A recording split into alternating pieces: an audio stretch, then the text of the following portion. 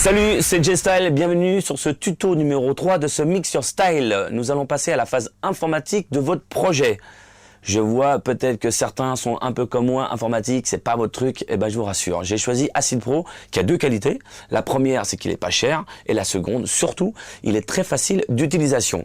Trois phases dans l'informatique. La première, aujourd'hui, on va prendre plein de sons et on va tous les mettre à la même vitesse. La seconde, sur le tuto numéro 4, c'est découper à l'intérieur de ces sons les parties qui vous intéressent. Et le tuto numéro 5, vous l'avez compris, consistera tout simplement à assembler tous ces petits morceaux que vous avez choisis pour réaliser et finir votre Mix Your Style. Voilà, donc petit projet, je vous rappelle que les conseils que je vous donne là, en l'occurrence, sont des conseils qui s'adressent vraiment à tous ceux qui n'ont jamais touché d'ordinateur et qui n'ont jamais fait de son. Évidemment, tous ceux qui ont l'habitude, vous êtes en train de regarder ça avec un petit sourire en disant « oui, ça on sait faire ». Évidemment, puisque c'est donc la base. Une fois donc le logiciel lancé, on va placer la chanson à l'aide du curseur dans votre projet. À cet instant, une fenêtre Bitmapper va s'ouvrir avec une notice. Voulez-vous vous servir du Bitmapper ou non? Donc automatiquement, c'est marqué oui. Et là, vous appuyez donc sur suivant. Le Bitmapper vous permet de trouver le tempo de votre morceau. C'est très important justement pour la suite de votre projet. En l'occurrence, si votre morceau fait 128 BPM mais qui n'est pas carré, automatiquement, même si vous le mettez à 130, la petite faille qui est au début sera énorme sur la fin de la chanson. Donc le Bitmapper permet de trouver le tempo et de contrôler si le tempo est bien régulé sur la totalité du morceau. Step 1, on peut le voir ici, c'est le début de votre chanson. Donc automatiquement, pour caler, on se sert de ça, plus des flèches pour agrandir, afin d'être le plus précis possible, et mettre notre curseur sur la première oscillation qui est donc ici. Hop, on contrôle. C'est bon, j'appuie donc sur suivant.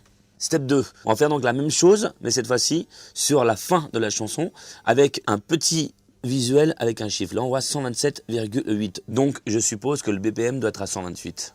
Donc, je vais prendre à l'aide de mon curseur la fin et je vais la ramener à 128. J'appuie donc sur suivant. Là, je contrôle et je me rends compte qu'en fait, le tempo BPM a bougé. Il est à 127,992. Donc, je vais revenir à la fin de la chanson et je vais le rebouger afin justement d'être le plus précis possible. Voilà. Et donc là, je fais le contrôle. Et cette troisième étape me permet de contrôler le BPM sur la totalité du morceau. Et là, en l'occurrence, regardez ici, à chaque fois que je bouge le curseur, si mon BPM ne bouge pas, ça veut dire que je suis tombé sur le bon tempo. Je continue après le step 3 sur suivant.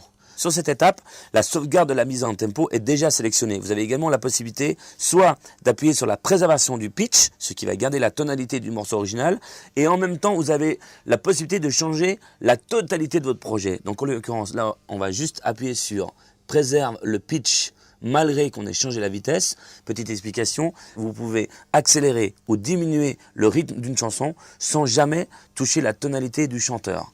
C'est chose qu'on a fait aujourd'hui, on préserve donc le pitch, malgré qu'avec le Bitmapper, on ait accéléré un poil le tempo.